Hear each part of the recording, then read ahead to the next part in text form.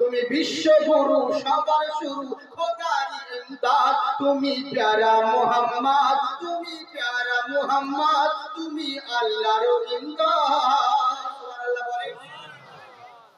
মানে অরিজিনাল তোমরা জানা না এজন্য ওই সূরা আমি আলাদা বলছি আপনাদেরকে মহব্বতে বলেন সুবহানাল্লাহ তুমি আসলে ভাবে ত্রিভুবনে হইলো জালা আরে গরিবী এতিম দুঃখী সবার মিটিল জালা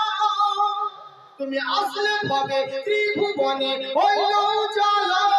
আরে গরিবী এতিম দুঃখী সবার মিটিল জালা তুমি খোদার নবী নূরেরই নবী নবী মুহাম্মদ তুমি আল্লাহর ইমদাদ তুমি প্যারা মুহাম্মদ তুমি আল্লাহর ইমদাদ তুমি বিশ্ব নেতা সবার দাতা খোদার ইমদাদ তুমি বিশ্বগুরু সবার শুরু নবী মুহাম্মদ